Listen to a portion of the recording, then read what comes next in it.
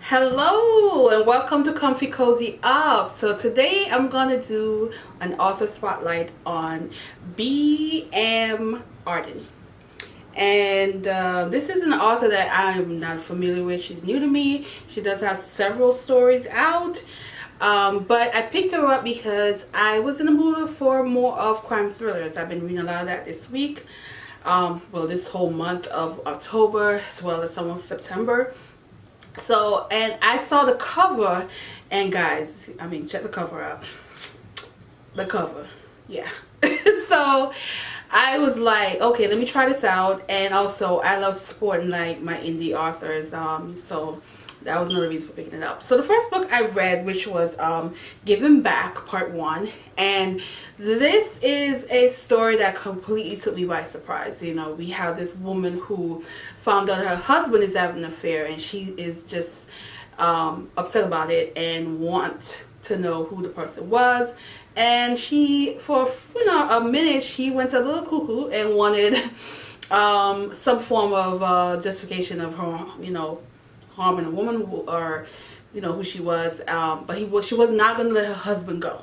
This just wasn't going to happen. And so initially I was thinking, oh my God, this is just one of those cases where, girl, leave him alone. If the man is doing all this, it's time to let him go. But I didn't realize this story was so much more. It was juicy. It was entertaining. It had all the elements you need in a crime thriller, because this is a bunch of people who are married, some are family member, and there's so much scandal and crime that's going on in this family. Not to mention, they are living that suburban life. So, they don't fit the picture of what you would expect from a family like that. And they're in the DMV area. So, there's a bit of, police, FBI, some lawyers involved, all that good stuff. Some form of international crime family going on in this story.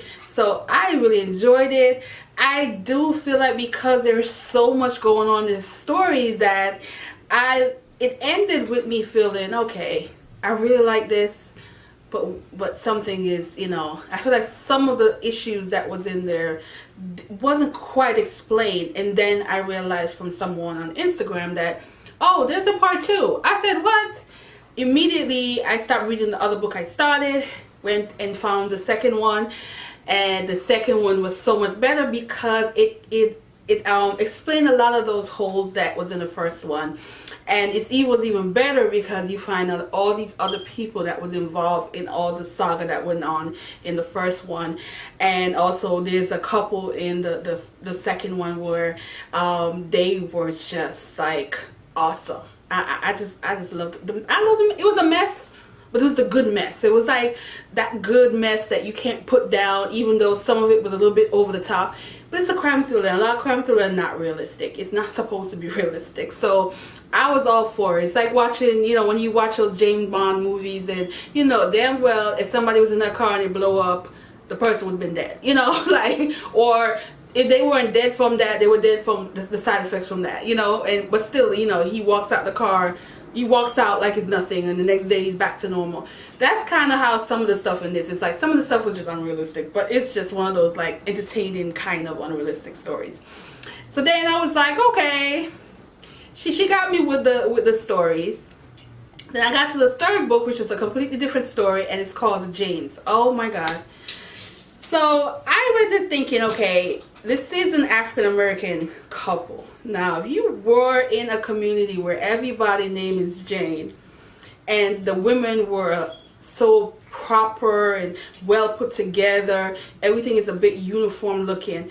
I mean, not for nothing, I would have been like, peace. We getting out of here. And I'm glad that's what she did in the story. So initially she got me with that, because I'm like, if this couple would have stayed, I would have been like, what black family it's not gonna run out of town quickly. But she kept it so authentic in terms of that I was like, okay, let me go on with the story. And the story is, a couple moving to town again. All these women named are Janes. Her name Jane, and they were very uncomfortable. They wanted to leave, but these women was not gonna let the wife go because she's gonna be a part of that crew, because that block and the entire community on that street that they live on, everybody named Jane, and once you get on that street you cannot leave. So it was fast paced. It was about 200 page of constant things going on, twist and turn, who was involved, who's not, who you think. It was to the point at the end, up until the last 10 pages, there was some revelations that happened. I'm like, I was like, I didn't know what, you know, like I didn't see that coming. So what I can say for all the books I've read by this author, the stories are great. They're well done, as far as you know, giving you the suspense and not predictable at all. However, the drawback, some of it, there is some typos in the first book. The second book, the writing was good. The third book also had a few typos. So it's, to me, it's one of the drawbacks sometimes of books like this, where you feel like if they had a more bigger money, maybe they could get a better editor. I don't know, but that's not necessarily true, because I've read some independent authors where they didn't have that issue. So that's the only thing that I thought that was, but it wasn't enough to distract me where I'm kind of, you know, where I'm upset about it. There was just few times where I'm like, I'm missing a word here, you know. So, but it wasn't like all over the book where I'm just like, oh my god, what is this?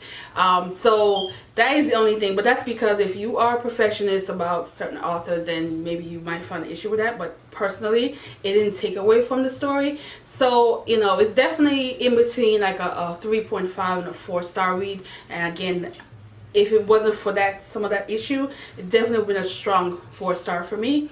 But it still makes me want to read her storyline. I want to read more of her books. And I do feel like, you know, she's one of those authors that I'm kind of like glad I was able to discover this year. And that's it, guys. I'm super in a good mood because a lot of books I'm reading, I'm enjoying. There's so many good books that I picked up that are in the crime thriller that does have some romance, because, you know, guys, I love my romance. I'm forever going to love my romance. That is a genre that I really enjoy. But I like that there are some romance in these, but it has the crime thriller part. And a lot of the other books that I read that have romance are completely contemporary. But this just was action and some romance. And it's a good combo. So yeah. So thanks for watching, guys, and have a good day. Bye.